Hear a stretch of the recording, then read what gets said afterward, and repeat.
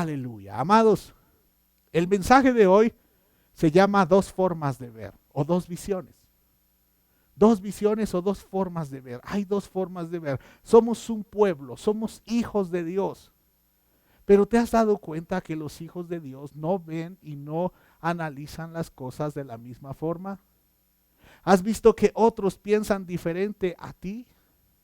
Con las mismas circunstancias. Esta pandemia, por ejemplo. Hay quienes piensan que vino del diablo, hay quienes piensan que viene de Dios, hay quienes piensan, fíjate la diferencia, si vino del diablo hay que hacer guerra espiritual, si vino de Dios hay que arrepentirnos. Qué importante es tener la visión correcta. Y creo que la mayoría cree que vino del diablo porque se hacen oraciones de guerra espiritual y no ha pasado todavía nada. ¿No creen que deberíamos de intentar arrepentirnos? ¿Verdad? ¿Sabes? La visión, la forma en que tú veas las cosas determinará tus acciones. El día de ayer platicaba yo con los hombres, en la reunión de hombres, sobre la vida del profeta Elías. Y hubo algo, mientras yo estaba dando la enseñanza, hubo algo que comenzó a quemar mi corazón. Y hoy voy a hablar de Elías, pero le digo a los hombres, no se desconecten porque no es lo mismo de ayer. Aunque como platiqué la historia de Elías, casi toda, pues entonces muchas cosas van a ser familiares. Pero hay dos formas de ver. Hay dos personajes de los que quiero yo hablar hoy. Elías y Acab. Elías y Acab. Ahora, entendamos esto, los dos pertenecían al pueblo de Dios. Los dos. Uno un rey, otro un profeta. Si lo vemos de forma natural, con ojos muy terrenales, pareciera que el rey es el más importante. Pero si lo vemos de forma espiritual, el más importante era el profeta. Solo son ejemplos de cómo podemos ver las cosas de diferente óptica. No es lo mismo ojos naturales, ojos terrenales, a ojos espirituales. No es lo mismo. Ahora, quiero comenzar con Primera de Reyes 18, versículo 16 al 18. ¿Sí? Dice la palabra de Dios, entonces Abdías fue a decirle a Acab que había aparecido Elías. Así que Acab fue a encontrarse con él. Cuando Acab vio a Elías, exclamó, así que realmente eres tú el alborotador de Israel. Yo no he causado ningún problema a Israel, respondió Elías. Tú y tu familia son los alborotadores porque se negaron a obedecer los mandatos del Señor. Y en cambio han rendido culto a imágenes de Baal. Tenemos aquí una discusión. Es un encuentro de poder a poder. Dos hombres de autoridad, uno con autoridad terrenal y uno con autoridad espiritual. Dos visiones. Acab dijo, tú eres el culpable. Elías dijo, no, tú eres el culpable. Los dos están hablando de la misma circunstancia. Los dos están hablando de Israel con 3 años de sequía. Hay hambre en la tierra, la están pasando muy mal. Y los dos, de poder a poder. Imagínate ese encuentro. Abdías no quería decirle al rey que ya había aparecido Elías, porque sabía que el rey podía mandarlo matar.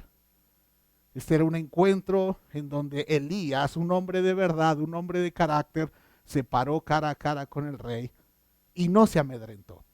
No se amedrentó, no llegó y le aplaudió al rey y le dijo, oh gran rey, qué bueno eres. No. Elías respondió ante la acusación de Acab.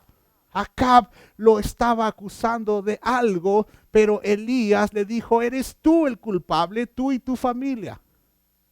Ahora quiero hablarte la historia y quiero ponerte en contexto, porque uno de los dos era culpable.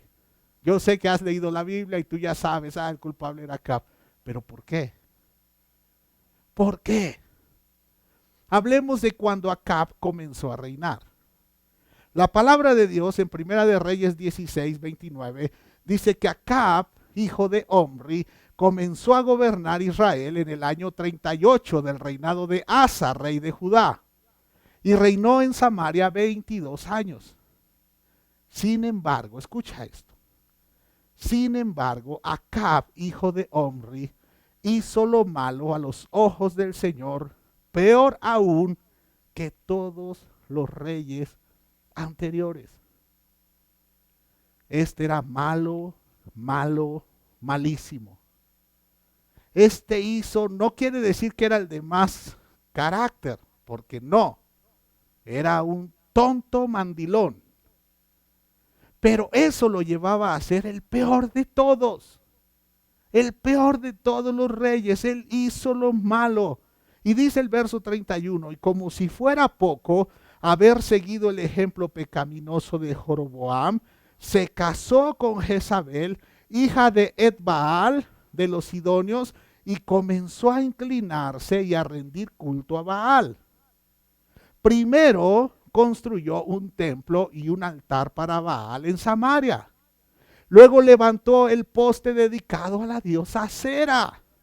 Acab hizo más para provocar el enojo del Señor, Dios de Israel, que cualquier otro de los reyes anteriores. Fíjate, en resumen, Acab era malo, malísimo. Acab se casó con una mujer extranjera. Acab tomó una mujer que no era para él. Acab tenía una mentalidad, siendo parte del pueblo de Dios. Acab tenía la mentalidad de no pasa nada, Dios entiende, es que Jezabel está muy bonita. Y entonces se la ligó. Se casó con ella. Ella era una bruja idólatra. Y entonces, mira, una mujer, cuando tiene bien enamorado al hombre, lo tiene aquí comiendo. El hombre es reducido a un bocado de pan. La mujer era adoradora de Baal y entonces yo me imagino que ella le dijo, ay, Acabcito, si yo tuviera una catedral para mi Dios. Y el otro fue y le hizo su catedral, le hizo un templo. Ah, pero es que Acera, y fue y le hizo un poste dedicado a Acera. Estaba haciendo el mal. Dice la Biblia, lo acabamos de leer, que el Señor se enojó. El Señor estaba enojado con esa situación. Acab era un ignorante espiritual. Completamente ignorante. Solo podía ver lo que sus ojos le mostraban. No tenía fe. No tenía fe. Pero era parte del pueblo de Dios. ¿Cuántos hombres y mujeres viven de esta forma? Son parte del pueblo de Dios. Y van y hacen lo malo delante de Dios. Van y andan de novios y se casan con hombres y mujeres que no son del pueblo de Dios. Buscan a su demonio, buscan a su Jezabel para unirse en yugo desigual. Y dicen, luego lo convierto. La pregunta es ¿en qué? ¿En qué lo vas a convertir? En ese tiempo, él hizo ese templo. Acab, ¿sí? Pusieron, Acab y Jezabel llenaron de ídolos a Israel. Lo llenaron de ídolos. Quiero preguntarte algo. ¿En quién pones tu confianza? ¿En quién? No contestes rápido. Acab también decía que en Dios.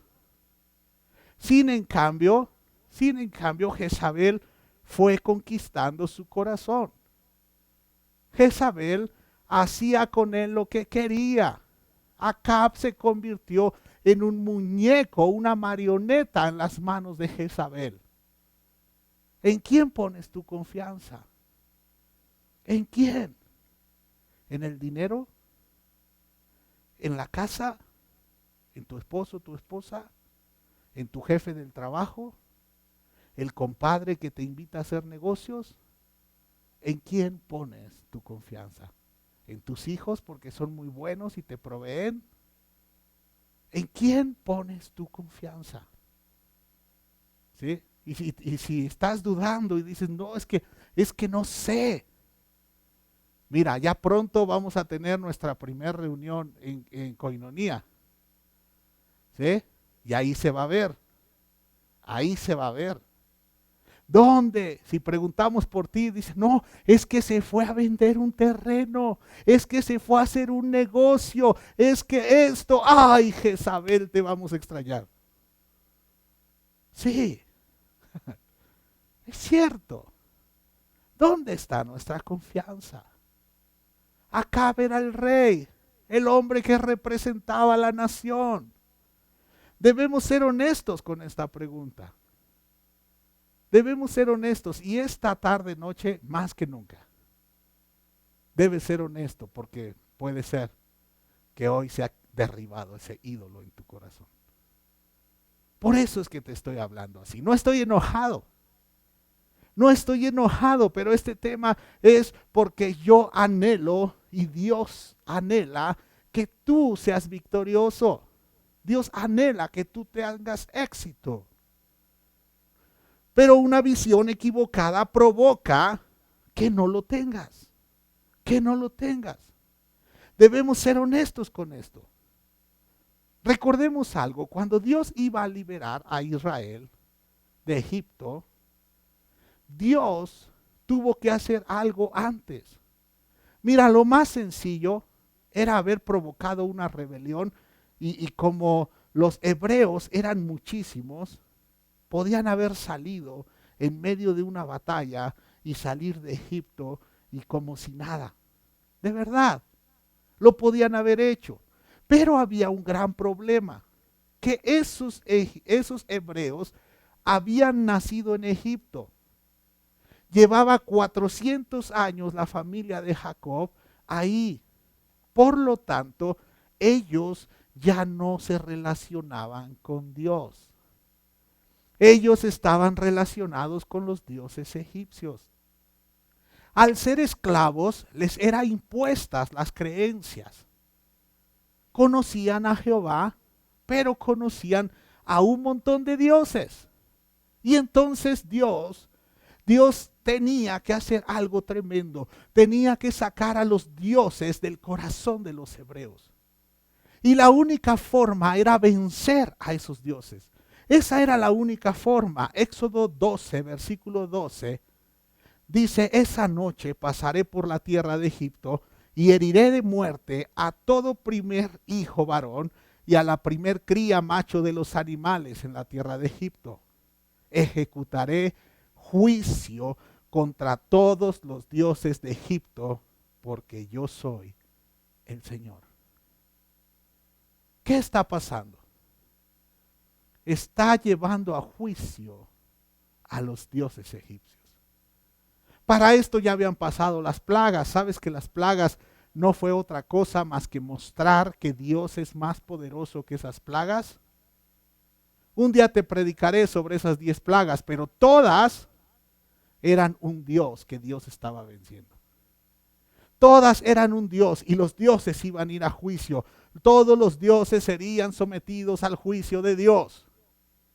¿Para qué? Para que los hebreos no llevaran dioses en su corazón. Que dijeran, mi Dios es el que venció, mi Dios es el que hirió a los primogénitos de Egipto, mi Dios es el que abrió el mar, mi Dios es el que hace maravillas, ese es mi Dios. ¿Sabes por qué muchos fracasan en su vida cristiana? Porque creen todavía que sus pequeños dioses son más poderosos que Dios. Sí, es cierto. Creen todavía que el dinero es más poderoso que Jesucristo.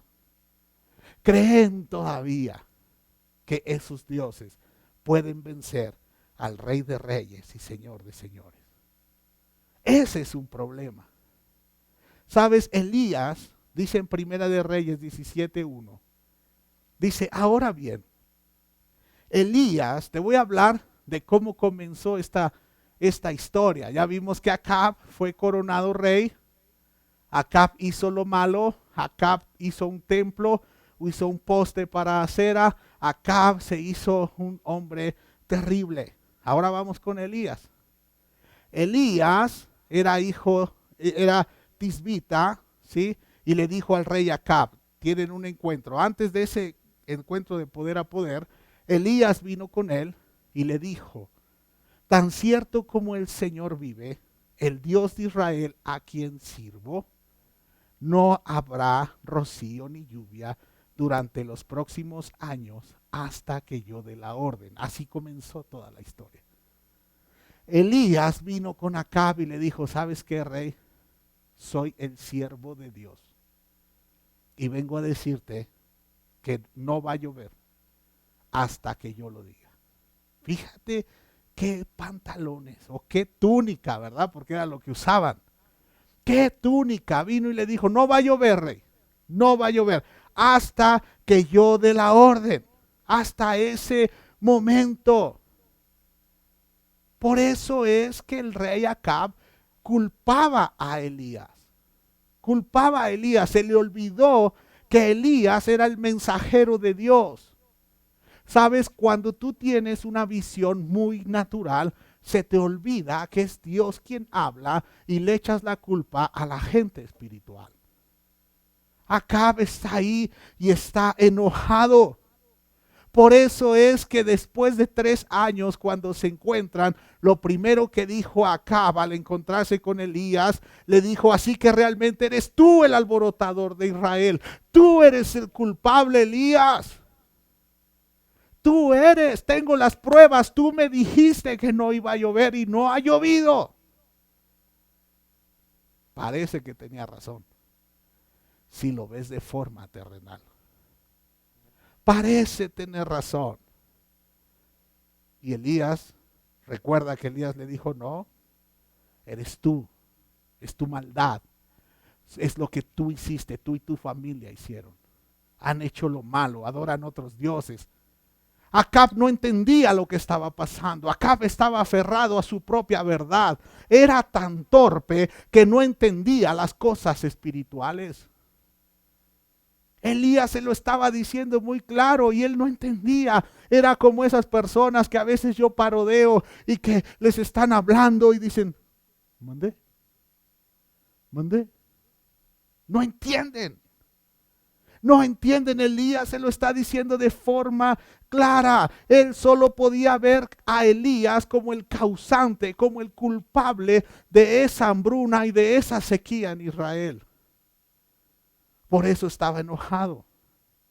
Frente a frente, 2 visiones, la misma circunstancia, uno juzgando en lo natural, con hechos, había pruebas. Si lo llevan a la fiscalía, a Elías lo meten a la cárcel. Pero Elías tenía pruebas espirituales.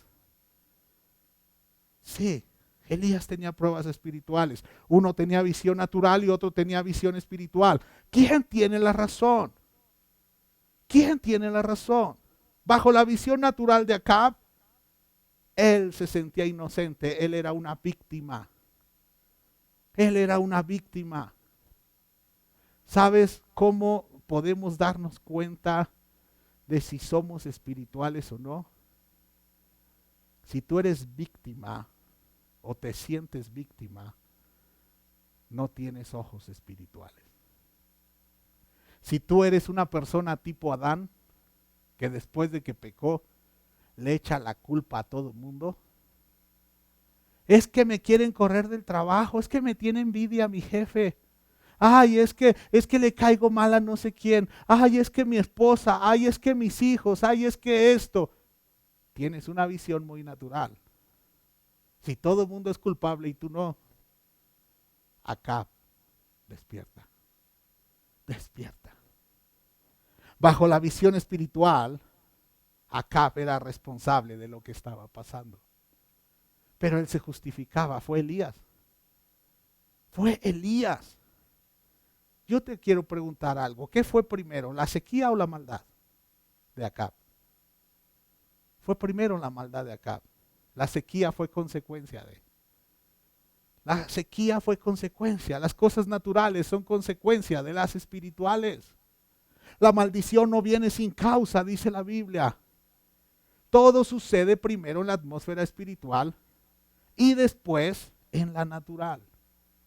Todo sucede en lo espiritual. Por eso es que debemos hacer tesoros en el cielo.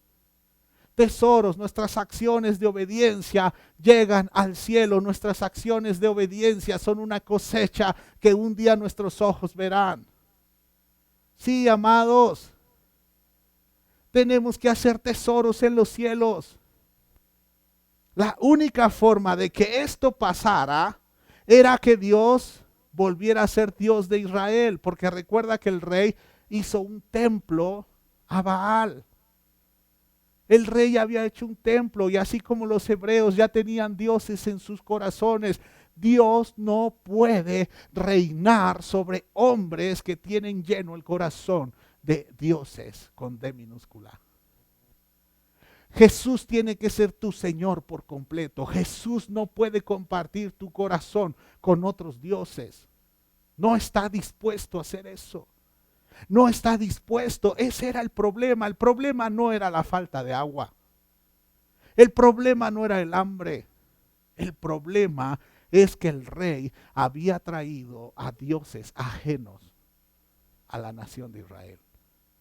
El rey y su mujer habían traído dioses ajenos. El problema no es la crisis económica que puedas estar pasando, sino qué hay en tu corazón. ¿Qué trajo el rey? Si fueras un bebé te tendría que decir, ¿qué trajo mi rey a su corazón? ¿Qué trajiste a tu corazón? ¿Quién habita ahí? Ahí no puede habitar ni siquiera el apóstol Pedro, ni Pablo, ni Juan, ni Santiago, ni San Judas Tadeo. Ahí debe habitar solo Jesucristo. Solo Jesucristo puede habitar ahí. Fíjate lo que pasa después. Primera de Reyes 18. Dice, más tarde, durante el tercer año de la sequía, el Señor le dijo a Elías, preséntate ante el rey Acab y dile, pronto enviaré lluvia. Pronto enviaré lluvia. Fue por eso que tuvieron ese encuentro de poder a poder. Pronto. ¿Cuántas veces escuchamos esos mensajes? Pronto Dios te va a bendecir. Pronto viene una respuesta. No quiere decir que el problema ya está arreglado, porque hay gente, fíjate, a lo mejor son algunos de ustedes o yo. Pero hay personas que están pasando por una situación difícil y entonces alguien, un profeta, viene y les dice, pronto tu promesa se va a cumplir. Y lo que piensan las personas es, entonces yo estoy bien. No, eso es mentira. Eso es mentira. Acab no estaba bien. Solo que la profecía decía, pronto enviaré lluvia. Eso significa cuando Dios te dice, pronto te voy a bendecir. Cuando Dios te dice, pronto se va a arreglar las cosas, abróchate el cinturón. Porque viene algo tremendo, viene una sacudida, porque los dioses de tu corazón van a tener que salir, aunque te tengan que agarrar de los pies y ponerte de cabeza y sacudirte. Abróchate el cinturón. Muchos están diciendo, ya me pasó esto a mí, sí es cierto. Cuando Dios dice, pronto enviaré lluvia sobre ti, coinonía, pronto va a haber lluvia sobre nosotros, quiere decir que nos van a sacar los pequeños dioses que metimos ahí en el corazón. Pronto enviaré lluvia. Y dice, entonces Elías fue a ver al rey Acab y mientras tanto el hambre se hizo muy intensa, es lo que estoy explicando. Mientras tanto, o sea, hay una promesa, pero mientras tanto, la prueba se pone más dura. Se pone más dura. ¿Por qué? Porque esos dioses en el corazón están tan agarrados ahí que no quieren salir. Baal estaba tan enraigado en Israel que no quería salir de ahí. ¿Sabes que la misma reina mantenía a los 400 profetas de Baal? En este tiempo deben caer los dioses. Eso es, en todo lo que tú has puesto tu confianza, debe de caer ya. Debe de caer.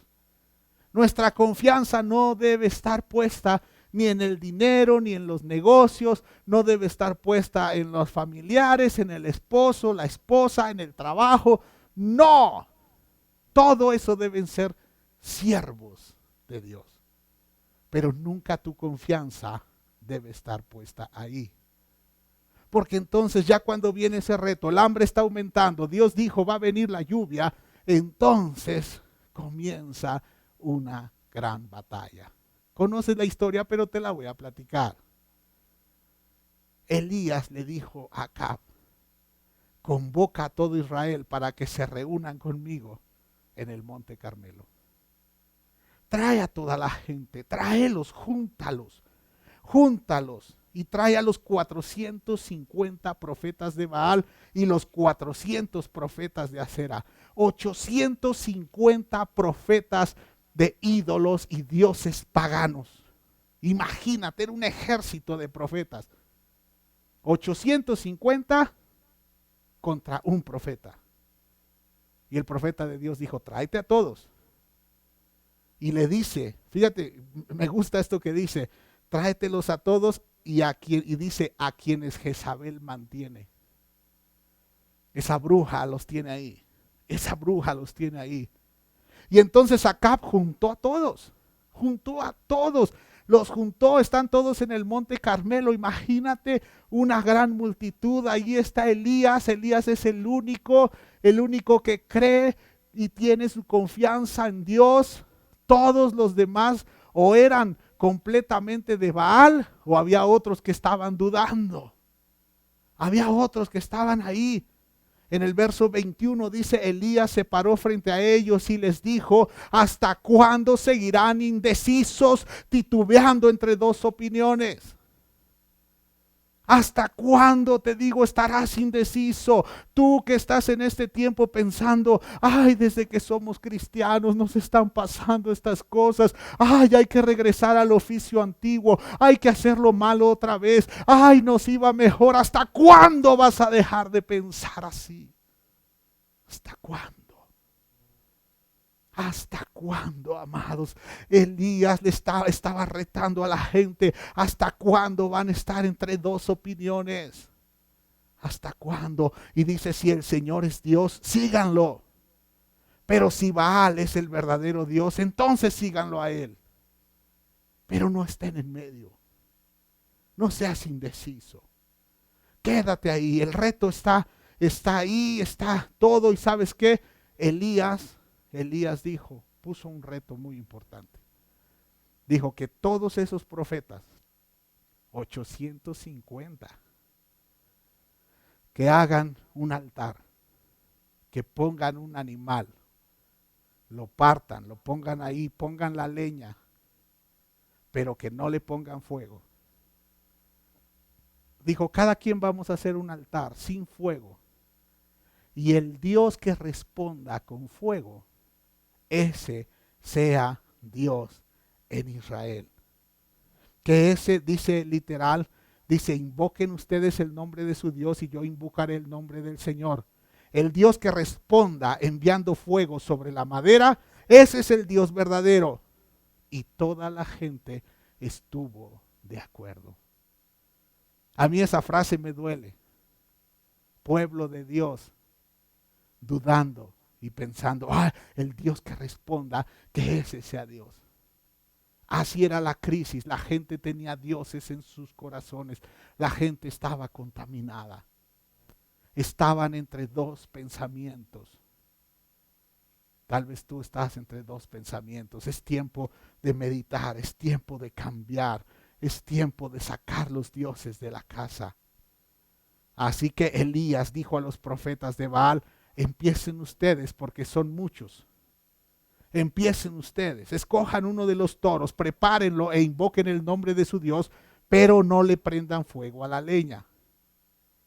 Dice la palabra de Dios que entonces ellos prepararon el altar, pusieron uno de los toros, invocaron el nombre de Baal desde la mañana hasta el mediodía.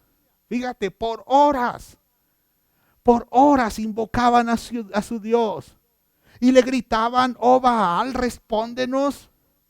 Pero no hubo respuesta alguna. Entonces dice que se pusieron a bailar, cojeando alrededor del altar que habían hecho. O sea, primero comenzaron solo clamando, después se pusieron a bailar, después ya estaban cojeando, no sé por qué cojeaban.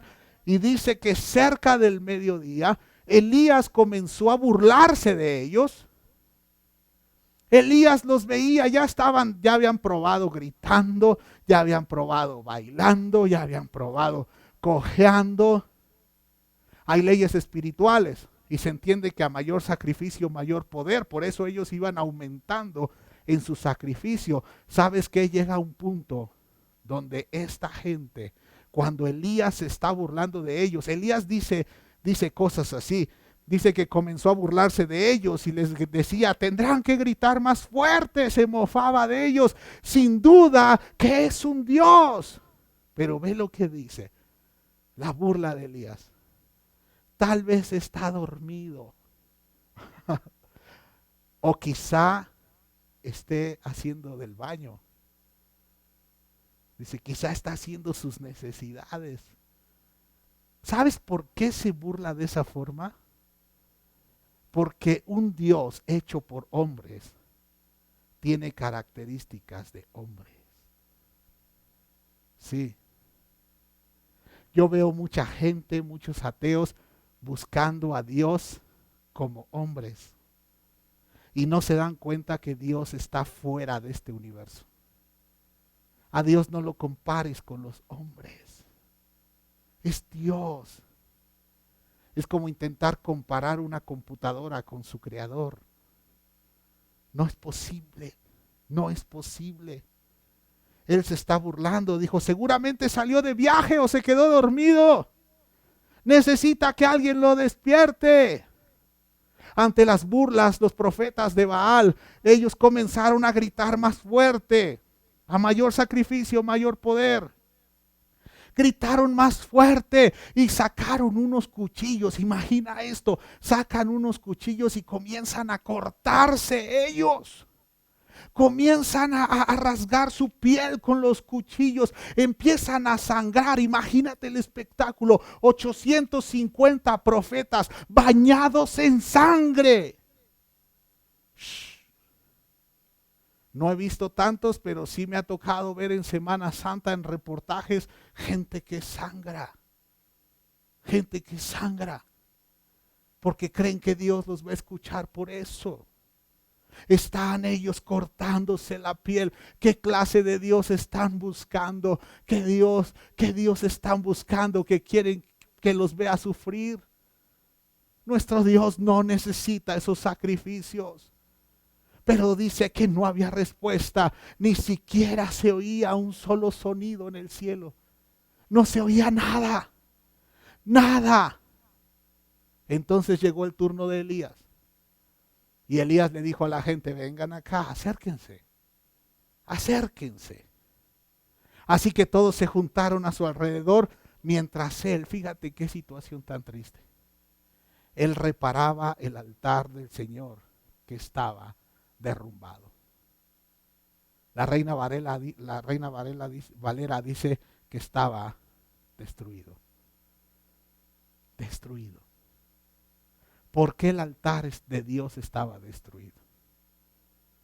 Quiero preguntarte cómo está tu altar. ¿Cómo está tu tiempo de oración? ¿Cómo está tu tiempo de comunión con Dios? ¿Cómo está? ¿Qué tanta alegría sientes de conectarte en estas reuniones? ¿Adoras durante la alabanza? ¿Cómo está el altar? ¿Quién va ganando en ese altar? ¿El COVID o Dios? ¿Quién va ganando en ese altar? O ahora que regresemos, tendrás que reparar el altar. ¿Sabes? Platicaba yo hace unos días con mi esposa y le decía, ¿sabes? Yo siento mucho dolor en mi corazón porque hay gente que ha perdido la reverencia hacia Dios. Sí, hay personas, lo tengo que decir, pero hay personas que participan en reuniones de Zoom o reuniones como esta transmisión, en donde a lo mejor están acostados, explayados y no tienen reverencia por la palabra de Dios. No la tienen, no la tienen. ¿Sí? No hay esa reverencia, esa pasión, no la hay. ¿Cómo está tu altar? ¿Cómo está el altar? Ay, Elías les dijo, acérquense para que vieran cómo estaba el altar. Y Elías, fíjate, hace algo tremendo, porque Elías trae 12 piedras. 12. Por eso lo podían haber linchado desde ahí. Tal vez no lo habías pensado, pero trae 12 piedras. El reino ya se había dividido, no eran 12, e Israel eran 10. Sin en cambio, Elías trae 12. La forma de decirles el plan de Dios, el original de Dios, es que somos 12 tribus y no 10. Y puso las 12 piedras y comenzó a preparar ese altar, usó las piedras para construir el altar y entonces apiló leña. Dice que cavó una zanja para que en esa zanja entrara agua. Apiló leña sobre el altar, cortó al toro en pedazos y puso los pedazos sobre la madera. Y luego, fíjate, pone las piedras, pone la leña, pone el toro y luego dice, échenle agua. Pónganle agua, mucha agua. Y luego dijo, háganlo otra vez. Y luego otra vez. Había agua, ¿sabes? Ese altar, incluso en la zanja, tenía granos. Lo que no había en ese tiempo. Aprendamos esto. Elías, número 1, estaba poniendo un altar que había sido destruido. Estaba poniendo granos, que en un tiempo de sequía, eso era carísimo. Estaba poniendo un animal como sacrificio, que representaba el hambre. Y estaba poniendo agua que no había, porque hacía más de 3 años que no llovía. Y todo lo puso ahí. Elías era un hombre entendido de las cosas espirituales. Un altar es un lugar de intercambio. Un altar es un lugar de relación. Sí, Elías lo sabía y dijo, este altar tenemos que traer todo lo que este pueblo necesita. Necesita agua, necesita granos, necesita animales. Pero la madera representa a la humanidad.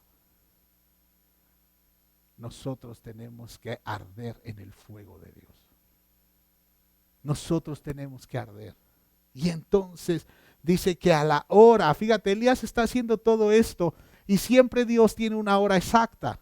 Verso 36 dice, a la hora que solía hacerse el sacrificio vespertino, el profeta Elías caminó hacia el altar y oró.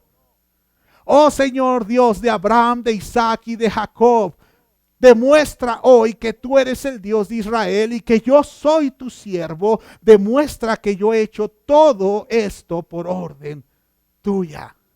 Él no se manejaba solo. No era una ocurrencia, amados. Ay, ¿por qué no hemos abierto las puertas de Coinonía? Porque no nos manejamos solos. El día que Dios dice, ese día va a ser por órdenes de Dios. Visión espiritual. Las visiones naturales dicen, ah, vamos, hagámoslo, ya el gobierno nos dio permiso. No. 2 visiones. 2 visiones, pero Elías está diciendo, demuestra quién es el Dios, oh Señor. ¿En qué consistía la batalla? Que el que hiciera caer fuego del cielo, ese sería Dios de Israel. El Dios que perdiera tenía que irse de la nación. Esa era la batalla. Esa era la batalla. Uno de los dioses que hay en el corazón de mucha gente tiene que salir. Dios no comparte el corazón. Dios no va a compartirte con nadie. Dios no lo hará. Y entonces dice, oh Señor, respóndeme, respóndeme, para que este pueblo sepa que tú, oh Señor, eres Dios. Ese era el asunto. ¿Quién es Dios en tu corazón? Ese es el asunto, esa es la pelea. Por eso hay necesidades, por eso hay vacíos, por eso hay depresión, por eso están malas personas en el mundo. ¿Quién es Dios? Que este pueblo sepa, oh Señor, eres Dios y que tú los has hecho volver a ti. Y dice que al instante, wow, al instante vino fuego del Señor que cayó desde el cielo y consumió al toro, la leña, las piedras, el polvo y hasta lamió el agua de la zanja. ¿Te imaginas? Te digo algo, ni un rayo hace eso. Ni un rayo hace eso. Que cayó un fuego de Dios tremendo. Cuando la gente vio esto, todos cayeron rostro en tierra y comenzaron a gritar, el Señor, Él es Dios, sí, el Señor es Dios. ¿Qué estaba pasando? Baal estaba cayendo. Baal estaba cayendo. ¿Sabes por qué Dios proclamó sequía? ¿Sabes por qué fue sequía? Porque Jezabel había mandado hacer ese templo, creyendo en Baal. Baal es el Dios de las 1000 caras. Pero ese templo se le dijo a la gente que era porque Baal era el que proveía lluvia y cosechas abundantes para Israel. Por eso es que Dios le dijo a Elías, ora para que no llueva. Ora. Lo que estaba diciendo Dios es, voy a vencer a ese Dios que dicen que hace llover. Voy a vencer a ese Dios que dice que trae cosechas. Voy a vencerlo.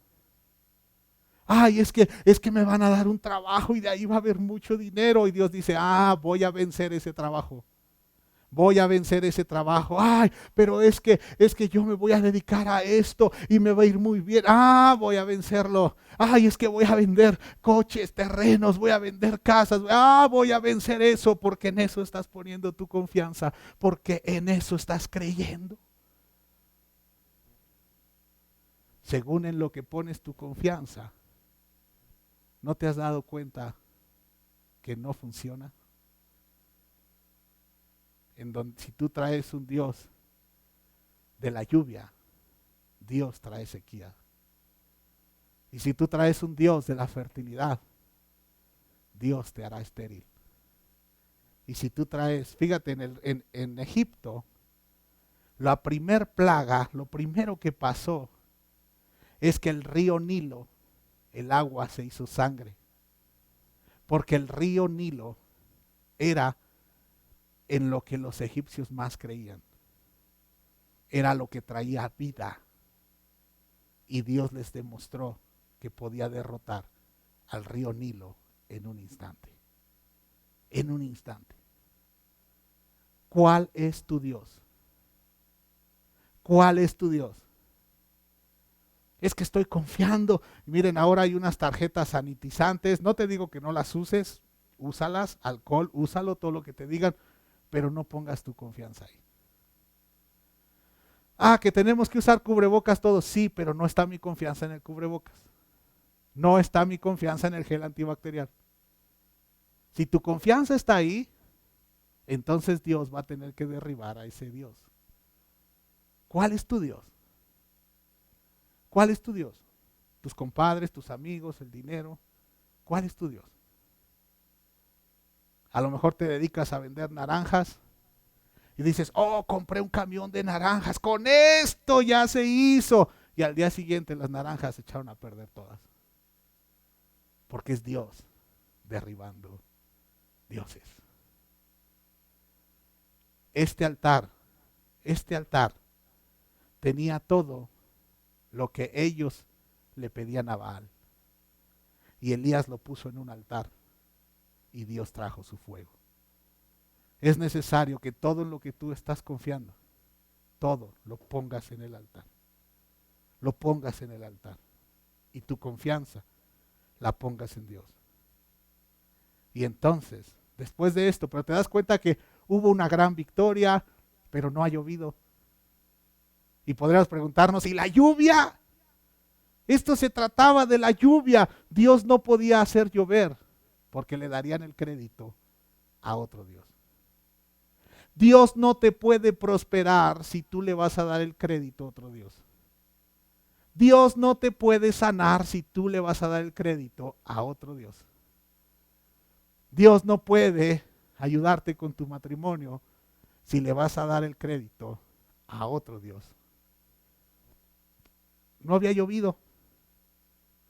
Y entonces cuando el pueblo ya está postrado, porque mira, ahí pasa una matanza tremenda, no me voy a meter en eso, pero después en el versículo 41, luego Elías le dijo a Acab, vete a comer y a beber algo, porque oigo el ruido de una tormenta de lluvia que se acerca.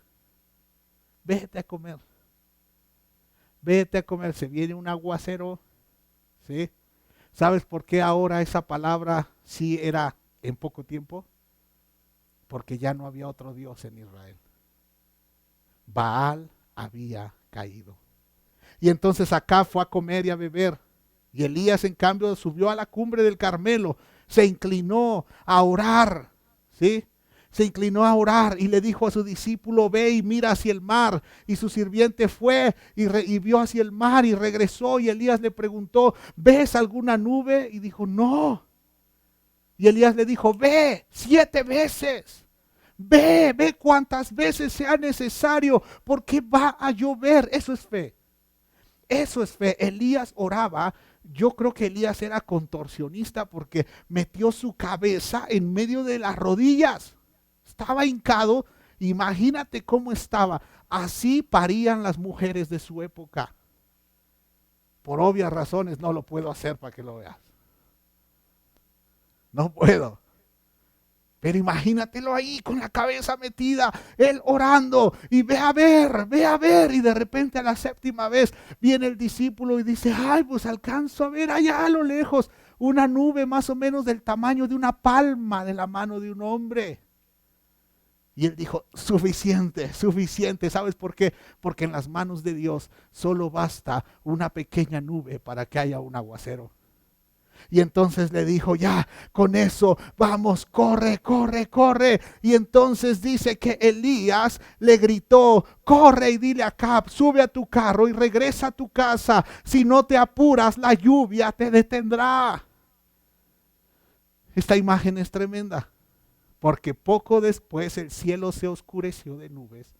Se levantó un fuerte viento que desató un gran aguacero. Y Acab partió enseguida hacia Jezreel. Entonces dice la Biblia que el Señor le dio una fuerza extraordinaria a Elías, quien se sujetó del manto con el cinturón. O sea, agarró su manto, se lo puso y el cinturón se lo puso arriba de su manto para correr. Corrió delante del carro de Acab. Imagínate, Acab va en un carro con caballos y Elías, lo que creen los estudiosos, es que Elías corrió delante de ese carro por 10 kilómetros. ¡Wow! Un superatleta ungido. ¿Y sabes por qué iba adelante? Para que el rey no le diera el crédito a otros dioses. Era el Dios de Abraham, de Isaac y de Jacob. Era el Dios de Elías el que había vencido. Y entonces adelante iba el profeta para que no dijeran que fue Baal, para que no dijeran que fue el rey. Fue Dios y su profeta lo anunciaba corriendo 10 kilómetros adelante diciendo, mi Dios venció. ¡Wow! Dios tiene que vencer en tu vida. Esa lluvia que significa bendición. Esa lluvia solo vendrá cuando sean vencidos los dioses de tu corazón. Solo así. Solo así. Hace poco hablábamos mi esposa y yo que ya está muy cerca el momento de volver a casa. ¿Sí? Y ella me dijo, cuando volvamos será lo que Dios quiera. Claro, nos sacudimos temores, miedos. La gente sale al supermercado, compra, no puedes tener miedo de ir a la iglesia. Es tiempo de Dios, estoy listo. Derriba hoy los dioses de tu corazón. Reconstruye el altar y Dios traerá su lluvia. La lluvia temprana para preparar tus bendiciones o la lluvia tardía para que crezcan. Pero no te puede bendecir si tú insistes en tener otros dioses. ¿Sabes qué hacía Elías en tiempo de sequía? La Biblia registra dos cosas. Elías fue enviado al arroyo de Kerit por Dios y él obedeció. Y la segunda cosa es que fue con una viuda. ¿Sí? Y en cuanto Dios le dijo que fuera, Elías fue. ¿Qué hizo Dios mientras todo Israel en su visión natural tenían hambre? Elías obedeció. Porque la obediencia protege. La obediencia es mejor que una vacuna. La obediencia protege. Es tiempo de orar. Es tiempo de orar. Es tiempo de que los dioses comiencen a caer. Ahí donde estás, cierra tus ojos. Ahí donde estás. Y dile a Dios, Dios, quiero tu visión. Quiero entender las cosas espirituales porque ya le he echado la culpa a todo lo terrenal. Padre, en el nombre de Jesús, el espíritu de Acab se vaya de la vida de tus hijos. El espíritu de Acab, un espíritu limitado, un espíritu que justifica todo. Un espíritu que le echa la culpa a todo. En el nombre de Jesús, Señor, hoy proclamo libertad. Hoy proclamo, como el profeta lo hizo delante del carro del rey. Hoy proclamo libertad, la libertad que trae el evangelio, la libertad que Cristo ha ganado. En el nombre de Jesús, mi Dios, en el nombre de Jesús.